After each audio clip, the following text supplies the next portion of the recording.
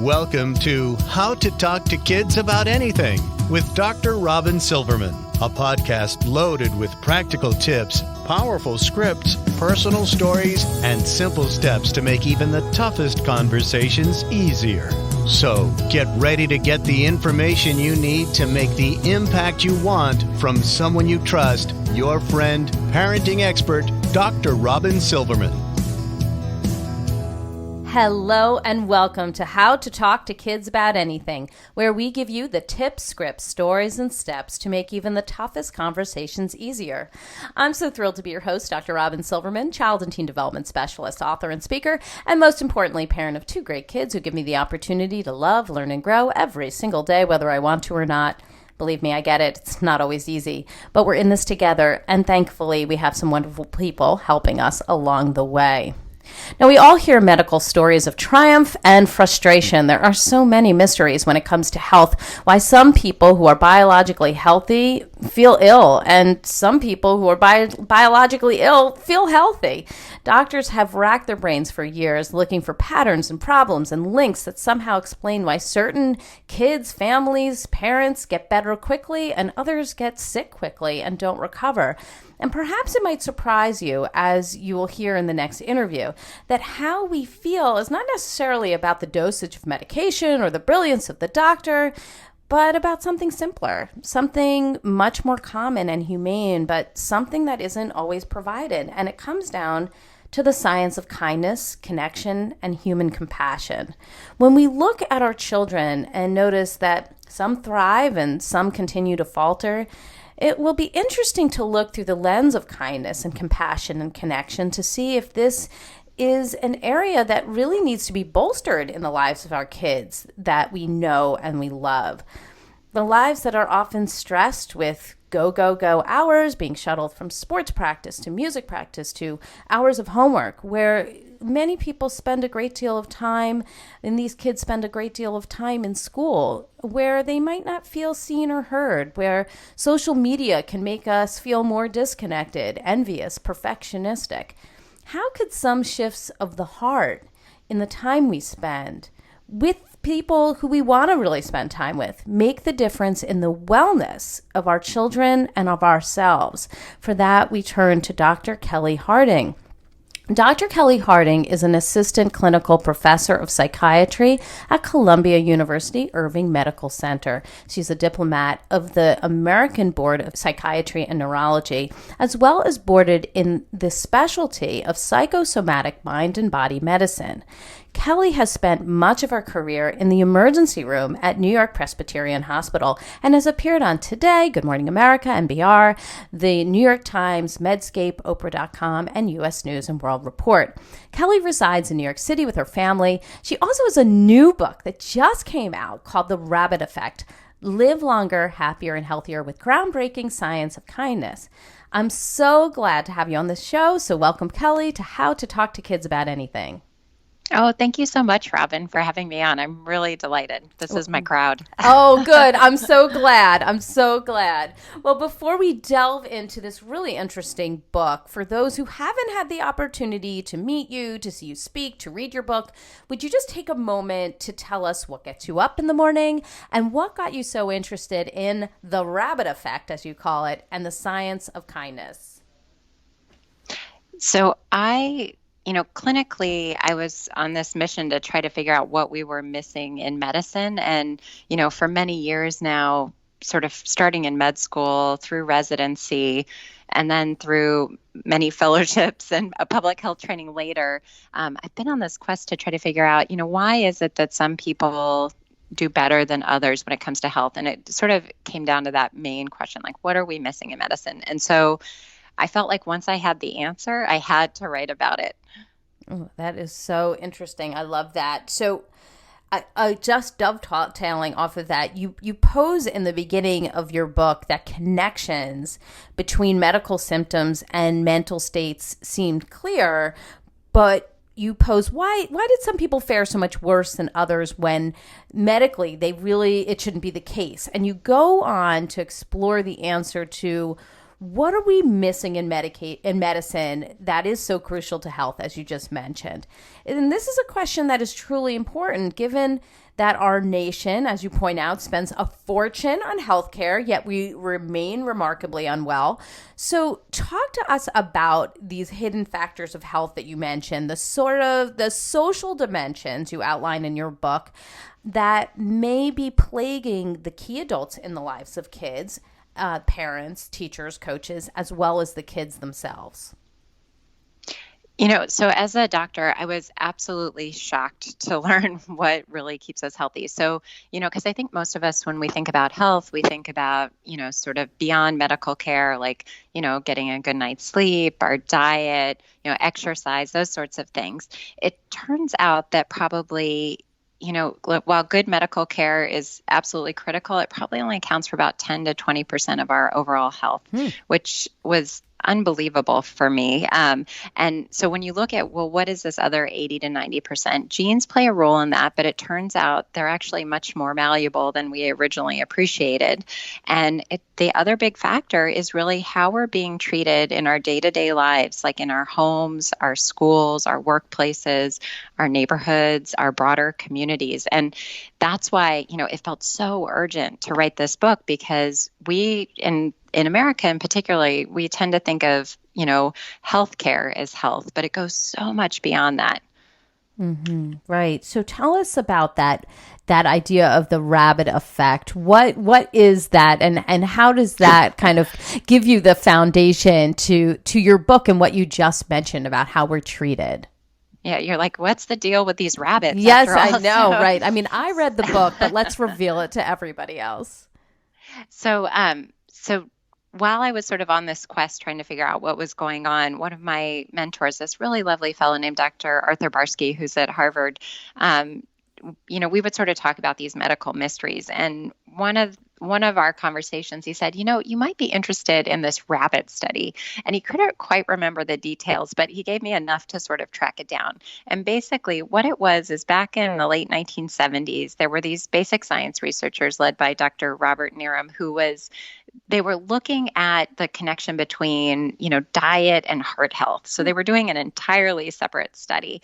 And they had the most curious results. Basically, all these genetically identical rabbits all got the same high-fat diet. They were all sort of expected to have like really, high rates of heart disease. And in fact, there was one group that just had far better, like 60% better health outcomes than the other groups of rabbits. And they thought there was something wrong with their study. So they looked, and finally they figured out that all of the rabbits that were doing better were under the care of one researcher. And she was a particularly kind and caring individual who apparently wasn't just giving the rabbits kibble. She was also petting the rabbits, picking them up, talking to the rabbits. She was basically giving them love and kindness. And it seemed to be making the difference. So they replicated the study, and they got the exact same results, and they published it in the really prestigious journal Science. So that study sort of led me from the medical center at Columbia, it's like literally across the street, over to the School of Public Health to try to understand what was going on. And that's where I learned, basically there's decades of data that show that our social world is impacting our health in all these different ways. And the rabbit study was just sort of like the beginning of all of this other data. It's fascinating. I mean, I think on some level, we can stand back and say, yes, that makes complete sense. But it is so interesting that what you said is so true, that we when we see somebody unwell, we go, okay, what's their diet? Are they exercising? And yes, we may talk about their stress at work, okay, because that's become a little bit more accepted. But there's so much more to this. And you outline in your book, and it really, your chapters go straight through this, but these sort of social rings, you get yourself in the middle, and then other things that are kind of surrounding you that are impacting your health. Can you tell us what some of those are? Sure. Well, I'll start with sort of the closest for our parents who are listening. So things like touch in the home, like positive, warm, loving touch, actually get under our skin in a positive way. So there's all this really cool science around epigenetics. So this is not changing the DNA itself, but changing how the DNA folds and how that gets expressed. And it's really amazing because there are these studies, like these really basic science studies. And in the book, I talk about these rat licking studies that were done by Dr. Sif at McGill University, sort of showing that like a mother rat licking her young actually changes biology. But this type of epigenetic research has been done over and over. And it's fascinating because it's sort of this missing link between the mind and the body in a lot of ways. So, we all feel better when we have, the supportive hand of a loved one, a hug from somebody we really care about. All of those things make a difference, but it turns out it's actually making a difference on a biological, microscopic level too, which is pretty amazing. Yes. It's before you go into the other rings, it's so interesting because what you're reminding me of is you talk about this mind-body connection and you which you discuss later on in the book, but earlier in the book, you also talk about this beautiful, iconic story of Kate Ogg. And you detail this seemingly miraculous recovery of her dying baby who wound up surviving because of this warmth of the caring touch of his parents. And we've, some of us may have heard of some of this need for hugs or eye contact, a rub on the back. But you really talk about the importance of snuggling and holding that eye contact and holding hands because it helps to, regulate breathing. And I'd love for you to kind of go a little further with it and explain to us about how when we're rushed in society so much of the time, cuddle time is kind of, we just need you to go to bed. And that intimate talking time is often cut short because we got to get the kids to practice. Totally. Yeah. So, and you're a mom too. So can you tell us what we can do to increase that sort of sweet intimacy time with our children so that we can feel more connected and we kind of integrate more purposefully, I guess, in the beginning. We're going to have to be more conscious of it and be like, okay, I need to hug my child more. I need to touch my child more. I need to kind of hold the eye contact more. But what would you say we can do today that can help us to become more connected and utilize some of these keys of touch that you explain in your book? Sure. So I should also mention, I have like a little toolkit where I run through this, but I am trying this out in my own home every day with my 3 kids. Yes. So also I was not raised in a particularly touchy home. I feel like my parents were a little bit more like physically distant, but it, after reading the data, I've made a point of trying to be more, sort of loving touch with my kids. So actually it's pretty funny now with my boys, like we practice hugs in the morning, and so the optimal hug length is a little longer than you would expect. Probably anything is good, but it turns out it's like 6 to 20 seconds. Yes. So I heard the 20 seconds thing. I was like trying this out yesterday. I'm not even kidding, with my 9-year-old boy. Right. And I hug him a good amount, but after 8 seconds, he's like, Mom, you know what I mean? He's like, okay, I think that's good. And I'm now hugging him more often because I really do feel like it makes a difference. And, people talk about the number of hugs, and I'm not trying to be sitting there counting them, but I'm trying to hug him more. But he's like, okay, I'm good. So 20 seconds, 20 seconds for as your kids are getting older. I'm just going to say a lot of teens are probably preteens and teens are like, okay, everybody.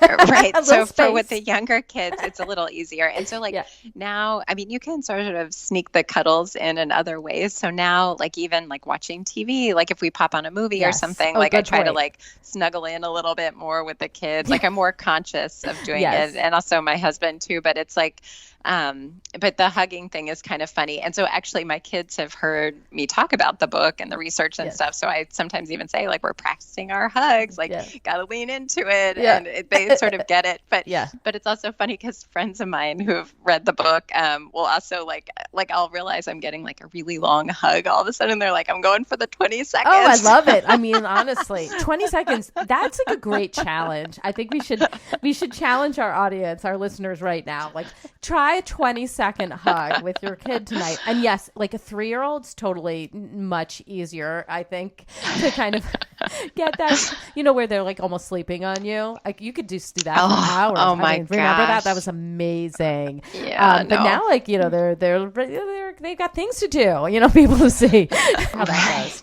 goes. Right. So I've been trying to do it like walking out the door in the morning, like getting a little bit, because that's the other thing is you can kind of set the tone for your day and your kid's day a little bit when you take the time, even just 20 seconds or something to get in a hug, just like tell them how much you love them, because you just you never know what's going to happen during a day. Point. And so yes, and it's nice because it's got this lovely knock-on effect where it's like or ripple effect where you're when someone's kind to you, you're more likely to pass it on to someone else and vice versa. So that's the thing. It's just trying to implement more of that stuff as we go about our day. And I know it gets so rushed. I mean, I think for me, one of the big takeaways of the books and probably how my life has changed in a lot of respects is, really just trying to prioritize connection time. And so, I've actually stopped scheduling my kids for quite so much after school. Right? Yes. It's hard though. Yeah. It's really hard. And I think, just really trying to, like, when you can, try to spend that face-to-face time with them. And the other big thing that I think all of us struggle with, and I know you've had experts on your show about this, but is rethinking technology in our lives too, because we're not going to be locking eyes with the people we love if we're looking at our phone. So really trying to be like much more intentional about phone usage in our house. And we actually, for our kids, once we saw the data, and you've probably heard this talk about like Generation Alpha, like basically like kids 10 and under, it's like they've never known life without smartphones kind of. So like we ended up like really curtailing all technology usage recently. And there was some pushback on that for sure. And there still is, but at the same time, the upside is like everybo's playing a lot more, they're interacting a lot more, there's more conflicts, but learning to navigate conflict is part of kindness too. So no, it's a valid point. And I think you're right. When I was reading your book, I felt like that idea of social media and technology kept kind of coming up in my head.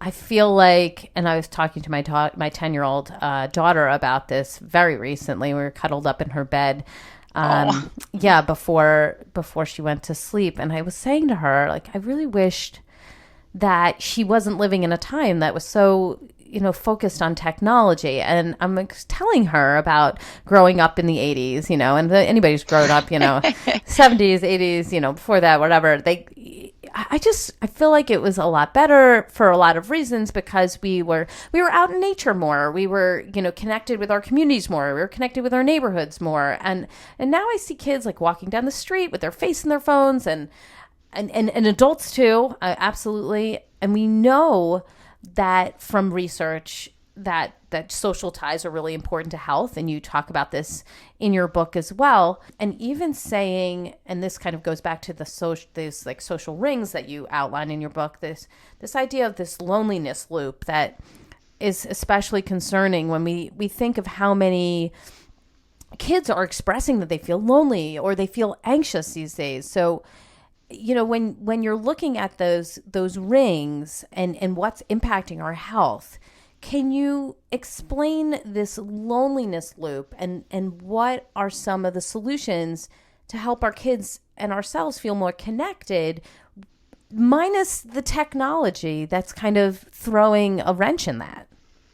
Right. And I think, that's the thing, like the technology is not going away and it's got upsides. I mean, it's how we're talking right now and it's how we connect with other people, but we're learning to set parameters sort of as a society around that and our kids most definitely. So, loneliness is one of those things that for many years was underappreciated as a health risk. And I think it's now finally getting its due because we know that feeling lonely, chronically lonely, is as significant a risk to health as things like smoking 15 cigarettes a day or drinking heavy alcohol or even high blood pressure. So, And it's interesting because, when we think about sort of like going to see the doctor, often we don't always talk about, do we have somebody that we feel close enough to when things aren't going well that we could give a call to, or have we reached out to somebody we love this week just to say hi and check in? But it turns out that's as important for our health as, going to the gym and getting a good night's sleep. Those things matter, but it also matters that we're connected to the people around us. And so,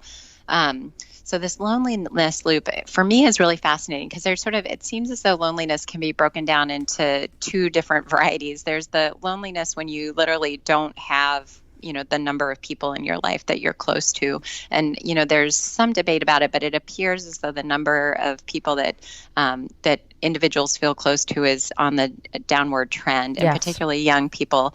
And then the flip side of that is, people that I think Elvis sort of described it as feeling like lonely in a crowded room. Like, sometimes you can be surrounded by people, but not really feeling like you're clicking with them in a way that you're connected and feel supported. Like you don't feel like people have your back kind of. So, so we have to be thinking about loneliness in those two different ways. And, social media often, it's like you see these photos of people having their perfect lives. Yes, right. It's depressing. It is. Or people feel left out because they think, especially for teenagers, they see other people at some party they weren't invited to. Are you kidding? I feel it now. Like I'm on social media, and it's like a bunch of moms that I know, and they're like, we had the best time at dinner the other night celebrating so-and-so's birthday. And I'm like, I would have loved to have gone there, and you're all of a sudden feeling like you're not part of that. And it does feel very lonely. Even if you're with these people, you can feel lonely because you're sort of on the outs, like you're on the perimeter of what's actually happening. I understand kids feel like it, but I feel like parents feel like that all the time too, especially if they're not kind of in the mix. My kid is one of my kids is not very into the competitive sports. And so he's doing piano and he's doing robotics. Well, I'm not, when they're talking about driving to soccer practice and baseball practice and, oh, did you see that game? And what did you think of that? And I'm standing there and I'm like, I am so not involved in this. And so you can be right in there in the conversation and then feel totally not included at the same time. So I feel like adults are getting it almost just as much as the kids are getting it right now because we're all very involved with social media.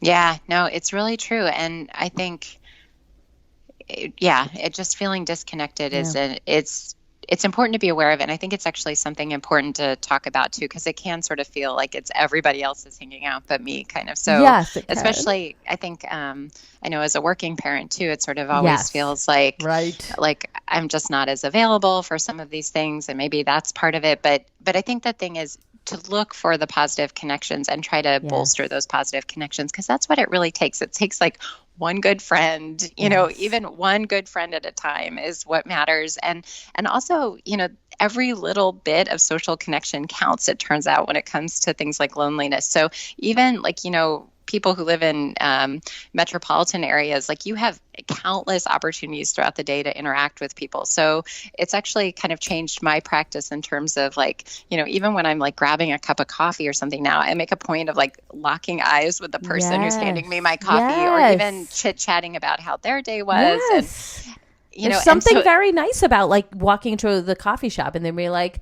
hi, Robyn. I'm like, I love that feeling. And it is true. You can't discount the fact, and I know their names too, that there's a connection there and it makes your world feel a little bit more cuddly. Totally. Yeah. And actually, it's cool because there are all these studies basically showing that loose social ties actually have a big influence on our health too. So, do what you can to kind of bolster those interactions. And it's funny because the other thing that's really cool about kindness is it's we know that stress is bad for our health, but kindness is good for our health. It boosts our immune system. It lowers our blood pressure. It helps us feel more relaxed and connected and all that. So, so sort of look for those moments where you can kind of do good in these tiny minutes. So if you're listening to this in your car, it could be letting someone who seems in a rush go ahead of you. Oh, good point. Yes. Yeah. Even just little moments during the day where you have the opportunity to extend kindness, it's nice for the other person, but actually it benefits you. And I think, it's just a nice thing to keep in mind. And the bigger thing is you could also do things like volunteering. It turns out like volunteering is amazing for your health. And I love that it's like, volunteering not only benefits the project you're doing, but it actually boosts your health. Like volunteers live longer. So, find something you're interested in, engage, show up, take a friend along, do what you can to take your kid along, to do those kinds of things. Actually, it's a win-win for all around. Wow. Yes. You think about these, sometimes they feature these grandparents or whatever that go in and hug babies, in the hospital, and how good that is for both, both the volunteer and the baby, especially like the babies that, the parents had to go back to work, but they're still in ICU. And, you think about those kinds of things, and people who are big brothers, big sisters, that are lending their time to kids that are in need in different ways. It's absolutely, a beautiful thing to be able to do that volunteer work and meet face to face with people who need your help and are grateful for your help. But it's true, it kind of comes right back at you. You feel like such a flood of, good feelings that go through your body, and there's just nothing to replace that. Yeah, no, it's true. It's like you can't overdose on it. It's like really fantastic. And I think what's also cool, a friend of mine actually does this, and I ended up writing it into the book too. She does community service, and she has it's like a kids club community service. So it's basically, she's like hitting a lot of the hidden factors all at once, because not only is she volunteering on topics they're interested in, but she's involving her children. So she's having, quality time with them. And then she's also getting to know people in her community, because other, they're doing this all together. And so, I mean, there are all these like interesting studies that like, if you know your neighbors, you live longer. You mentioned nature earlier, like all that we can do to be out in nature more. I live in the middle of Manhattan, so nature feels a little hard to come by sometimes, but like even things like having a plant at your desk, flowers, like all that like boosts our mood and tends to actually make us kinder, which is nice. Wow, that's so interesting. Just buy a plant today, everybody. or even better, give one to a friend who's done something nice to you or needs it. Yeah. Yes. Oh, I love that idea. Yes, I think that does connect. And I think about the nature connection often because, as we discussed just a moment ago, the technology piece becomes, so intense that sometimes people aren't even looking up at the trees. They're not even interacting when they're walking around, and they're spending a lot more time indoors rather than being outdoors in nature and kind of interacting with the natural playgrounds outside that the kids can, we used to hang on trees and bring home turtles, and to our parents' chagrin probably, but it's something that's really important. I had several pet turtles as a kid from that same thing. I think one bit me. But I think actually this brings up another good point, because there's also this really interesting evidence around nature and our health, so our mood. So, having trees on your street reduces rates of depression, which is kind of amazing. I love seeing them. Yeah. Yeah, right. Yeah. Living near a park or going to a park frequently. So as much as you can, just like making a point of like maybe having lunch at a park or doing something like that if you can get out during the day, or taking your kids in the evening for like a picnic in the park if it's nice out, or planting flowers is a big one. So there are all these around like community spaces. So there's these really interesting studies out of Philly showing that if you landscape vacant lots, which can be a community project, it actually reduces gun violence in different neighborhoods. Yeah. And it also boosts property values. So it's sort of like a win-win all around. And then if even better, like community gardens, like, kids are more likely to eat vegetables they grow. And so it's funny, even here in Manhattan, I've noticed that there are all these community gardens that I just sort of like walked by without realizing it, but they're open to the public and you can step in and it feels like this different world. And if you have time, you can volunteer there. It's it's a lovely thing to be aware of. And there are these really cool studies, mostly out of Japan, showing it boosts your natural killer cells. So it tends to it gets your immune system in high gear to be surrounded by nature. Love that. So the loneliness loop that you had mentioned before, I just was wondering, as I was reading your book, you talk later in the book, not even the same chapter, totally like later on in the book, about feeling invisible.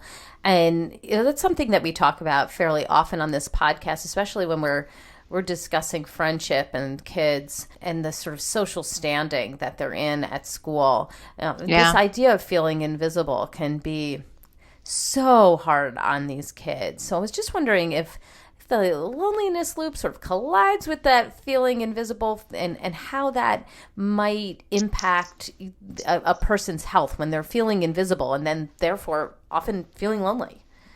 Yeah, right. So there are a couple of things with that, because I think, the book is really, and all the data is really about, prioritizing connection and relationships. And when you're feeling lonely, I would say probably the easiest thing to do is like a gesture of kindness to try to connect yourself to someone else. And, the thing is, you can do one or two and it may not work, but you can keep trying. Eventually you'll sort of hit gold kind of.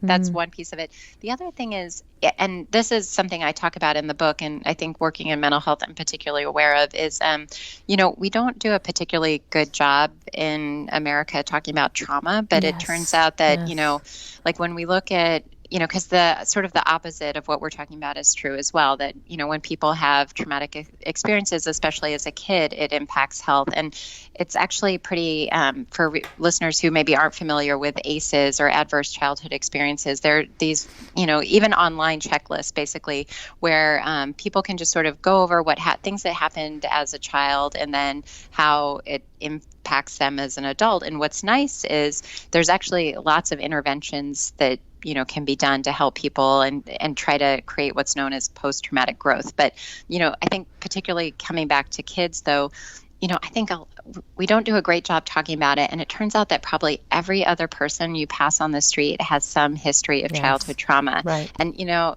think it comes in all different forms, but I think in a way it can make one, just to know you're not alone, and that, as a kid, you're not alone. And then the other piece of that is also recognizing that sometimes when we see what we would call bad behavior or maladaptive behavior is, it's coming from a place of hurt. So also to think about that, because there's so much pain out there, and, we've seen it come to light in adults in really unhealthy ways. Because I think, the way we typically treat pain in this country is, prescribing someone a pill. Right. But, it's like that's not going to solve this kind of pain. We got to really bolster our communities and talk about some of this uncomfortable stuff.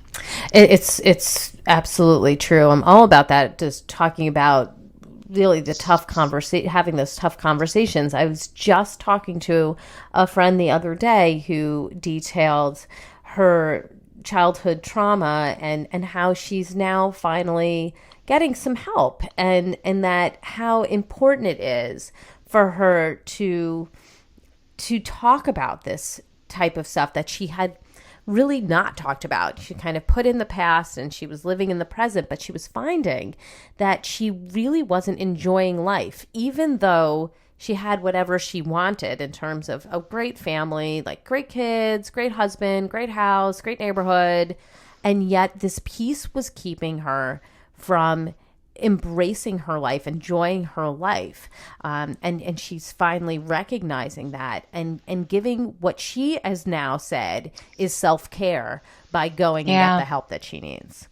Oh my gosh. And what a lovely model for her kids too. Because I think, that's the other piece of this for educators and parents listening, is when we take care of ourselves, we're also showing our kids that that's what you do. And that's part of being kind is, a lot of times it's actually it's easier to be kinder to other people than ourselves. Sure. But, I think the more we practice being kind to other people, the easier or the better we get at being kind to ourselves too. So, taking care of yourself in whatever capacity that may be. And what's really, I particularly like about trauma about addressing trauma is that you can not only, things like therapy can be helpful, and there's sort of a whole host of techniques with that, but, there's also all these other tools, and it really depends on, the the person and what's right for them in their life, but even things like writing about experiences, and not even for that long, like 15 minutes a day for 3 days in a row has been shown to dramatically change the perception of what happened. And again, it's we can't change the past, but how do we live with something and recognize that we've grown from it to some extent? So, and there's even things like, trauma-informed yoga now. There's all these different, there's something that's right for everyone out there. It's just a question of getting connected with it. And then also, it's really hard because there's so much stigma around these things, and they're uncomfortable to talk about. So we don't, a lot of times they don't go into the details of what happened. It's just trying to work through them. Yes. So yeah, I have a friend who goes, she goes and gets a special kind of massage that can help with that, and just addressing some of the things that happened in her past. And she finds herself crying, during the massage. Yeah. I've actually talked to countless. It's fascinating for me because it doesn't necessarily, we hold a lot of trauma in our bodies, and it's fascinating to me because I don't fully understand how it works, but I've heard that from countless people that, especially when you've had some sort of trauma, that massage actually can be a wonderful release. And it kind of comes back to that touch that we were talking, kind, loving touch is really helpful. And it's not just a luxury, it's actually like a necessity throughout our lifetime. Yes. I think that's really a good way to put it. And you spend a chapter focusing on work environment, and another one focusing on purpose. And when I was reading them, I couldn't help but think of kids in school, given that this is their work environment, and how many are no longer being propelled by their own purpose a lot of the time, but rather one that's sort of built on keeping up with the Joneses, preparing for college admissions, fulfilling their parents' dreams, just doing what everybody else is doing. How many of this type of course do you have? Do you have what's supposed to make you look good on paper? So what does environment and sense of purpose have to do with our health, given that stress and lack of purpose can have such a grave impact on our health? So there are a couple different things in there. So coming back to the education piece, and I know you have a lot of educators who are listening to this podcast, it's really striking because I think if you could invest in anything for health, it turns out it's actually education. And by education, there's sort of the data around formal education, but then it's also getting at what is education for? And how do you create a lifelong learner? Because that's really what we want to do. And that's where it seems like the maximum health benefits are. Because when you're learning and you're involved in something, you're really getting at it's like the heart and it's the mind and heart. And it's that heart connection of connecting you to purpose that's so critical. So, and what's also nice is often purpose is tied to community and sort of our greater environment. It connects us in all these different ways. So, I think we've seen how it can go awry, sort of focused on what's on the CV versus what somebody's learning. And I talk about that a lot in the book. I feel like after looking at the data, it's all about purpose. Good grades are nice, but it's really about focusing on the purpose and creating that curiosity that gets people up and out the door in the morning to go do something that they feel inspired about. Because initially it's school, but then it's work. And wouldn't it be amazing if we all had jobs that we felt inspired by, and we also felt, treated us with dignity. And it turns out, between education and work, that's our major component of our health. So there's a stat that I cite in the book that for every life saved, and this blew my mind. I still I talk about it a lot with all my public health friends, for every life saved by biomedicine, it turns out that education saves 8. Wow. So if we're going to invest, and also, think about how we invest. We spend a fortune on medical care, but we often undercut education. No kidding. Right? So yes. It turns out education is not only helpful on sort of a practical level, knowing how to,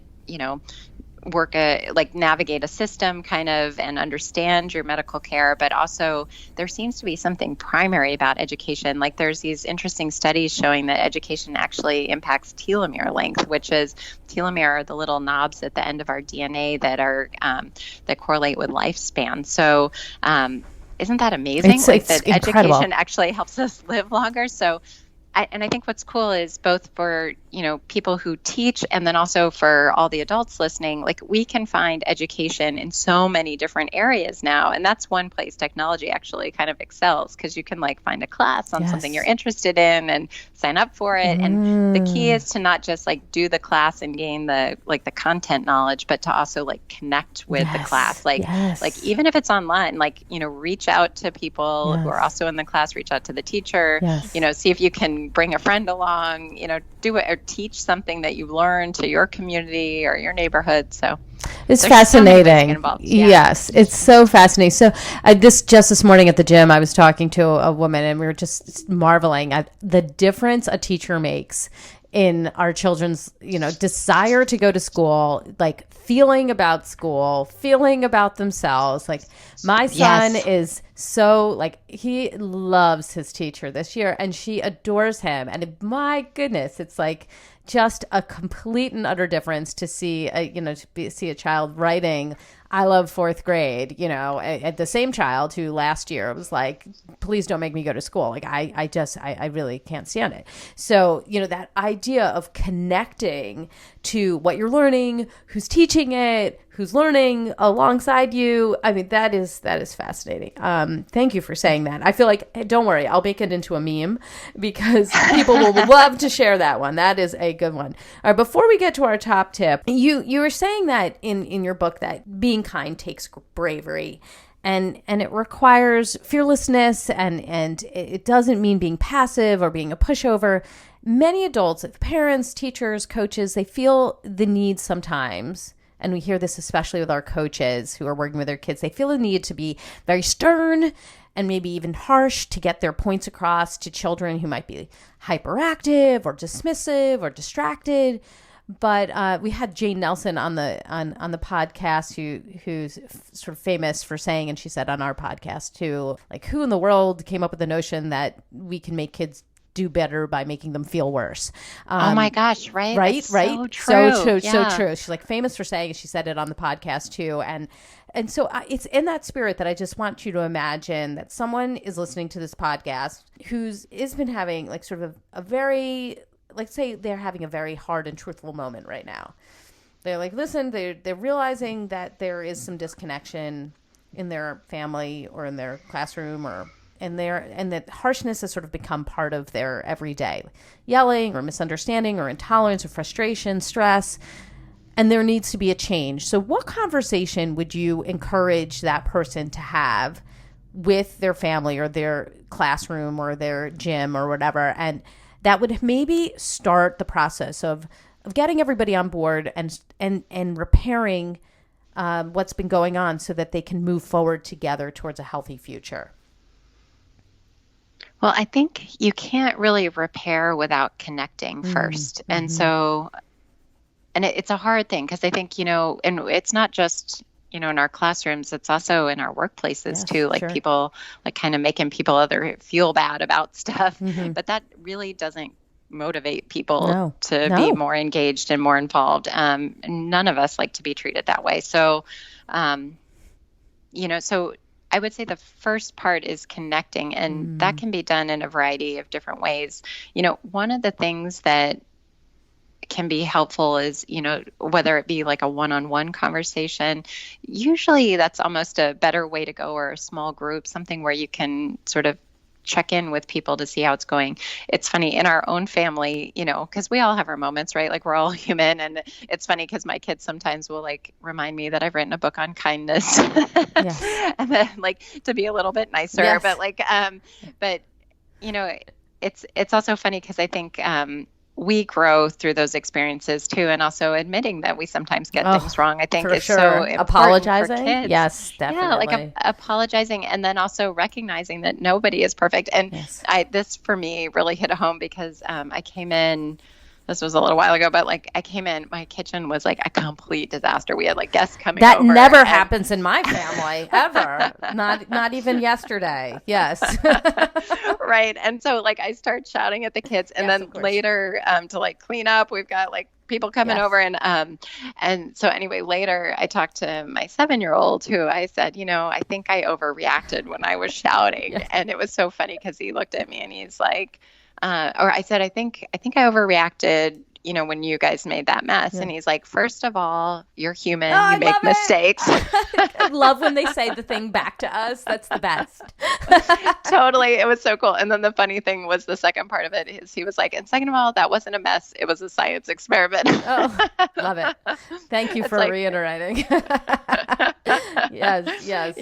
Yeah. So I think that's the other thing is like we're all, and it kind of gets back to that lifelong learning thing, right? Like we're always students too. Like even though we may be in the role of authority as like an educator or a parent, like we are always students too.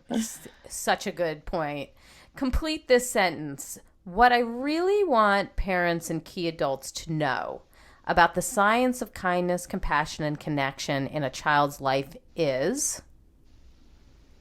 Yeah, be gentle. That would probably be it.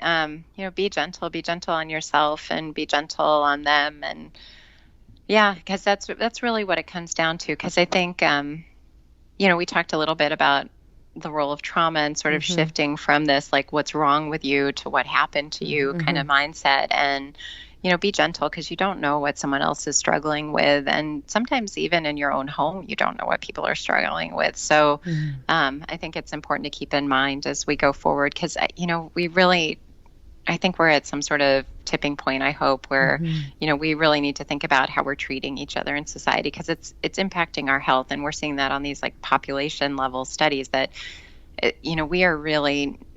we're not even like practically on the same graph when you look at like us compared to other wealthy nations. Like we are across the board not doing well with health. And I think it really comes down to that we're not necessarily, we're prioritizing, we're putting all our eggs in one basket and we're not prioritizing thinking about how we treat one another in our communities.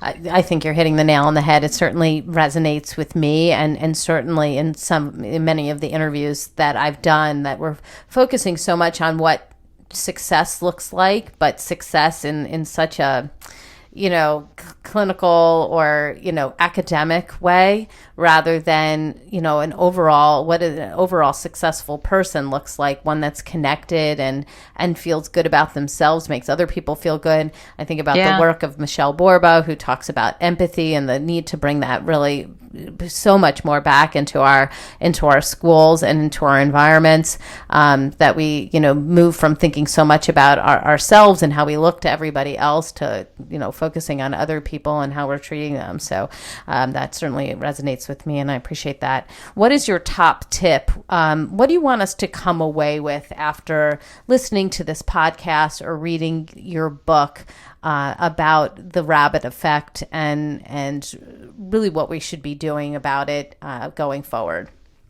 Well, I actually think the top tip and recommendation is, we've all had people who've been kind to us in our lives. So it's nice to just stop for a moment and sort of think about who those people are. And then I would encourage you to reach out to somebody who's been kind to you and send them a note or try to meet them for coffee or do something to recognize that. Because I think, a lot of times we don't have any idea how our kindness is impacting someone else's life. And sometimes it's like these really simple things that actually make a big difference. And it's so meaningful to hear about that. So, take the time to do that. That almost made me cry. So that's a good one. That's a winner. I love that idea, and I will do that. And somebody comes to mind right away. Give us the resource of the week. Where can we go to get more information about you, your book, and everything you're doing? Well, I've just put together a website, so you're welcome to, I think it's kellihardingmd.com.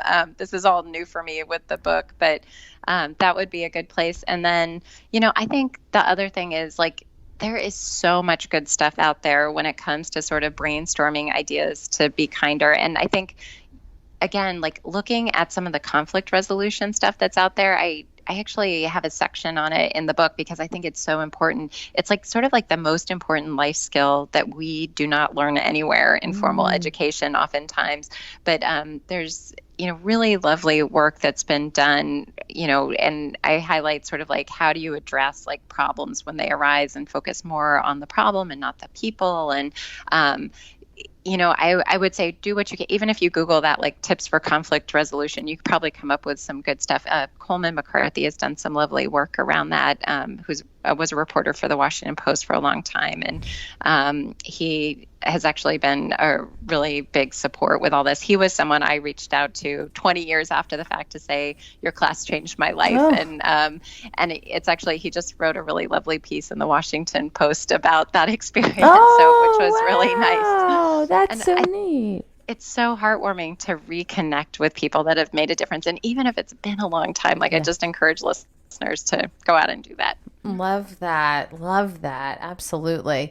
Well, perhaps we'll have to have an additional conversation with you about conflict resolution as we go forward. It's never enough time. But I just want to thank you so much for coming on to the show today and talking to us about the science of kindness and reminding us to really reach out to others and let them know that their kindness means a lot to us, but also recognizing that the way that we are with others, being gentle with each other, being recognizing that everybody's going through different things and doing our best to connect with them in different ways, making good eye contact, saying hello, knowing people's names. And as it comes to our children, making sure we're hugging them and snuggling with them and knowing that when we are having those moments with them, that it bolsters our connection, but also helps everybody with their health. I just appreciate the work that you've done. It's clear you've done a lot of work in this area, and I appreciate you coming on the show today to talk to us about it. Thank you. Oh my gosh, Robyn, I am so grateful for your show because parenting is really hard work. So like we need all the support and community we can get, and you're creating that with your work. So thank you. Thank you for that. I will take that a compliment. I appreciate it.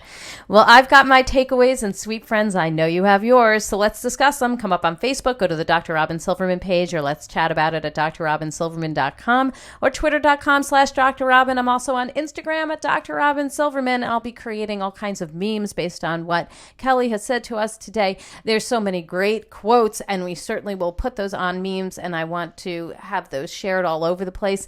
And look, if you love this podcast like I did, I hope you will go up to iTunes and rate and review this podcast so that other people hear more about it. The more you rate and review the podcast, the more exposure it gets, the more people will hear about these great solutions, and they can use them in their own homes. And when we have more connected kids and kind kids, it's better for everybody. So I would really appreciate it.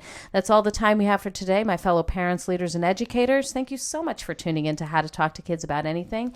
For more information on books, articles, speaking engagements, or curriculum, please visit drrobynsilverman.com. So many great podcasts are up there, and the show notes to this podcast will be up there as well. I look forward to weathering the storms and enjoying the sunny side of life together. And please remember, even on the days when you fall short, you've got this. You're here. You're getting the information you need. I know it's not easy, but never forget there's always tomorrow. Perhaps you have heard something today and you thought, oh, goodness, I've been fighting with my kid. I've been having this moment with my employees. I've been doing this stuff with my spouse or my loved ones, and I'm frustrated, and I can't believe that I've been doing that. Don't bash yourself. There's always tomorrow. Parenting is the ultimate do-over. You can do it differently now that you have the information. I get it. And as there are moments when we doubt our know-how, our choices, and our sweet sanity, please know you are 10 times the parent you think you are. Until next time, this is Dr. Robyn Silverman with How to Talk to Kids About Anything. Please tune in again and keep connecting through conversation. See you next week. You've been listening to How to Talk to Kids About Anything with Dr. Robyn Silverman. For more information on books, articles, speaking engagements, or curriculum, please visit drrobynsilverman.com.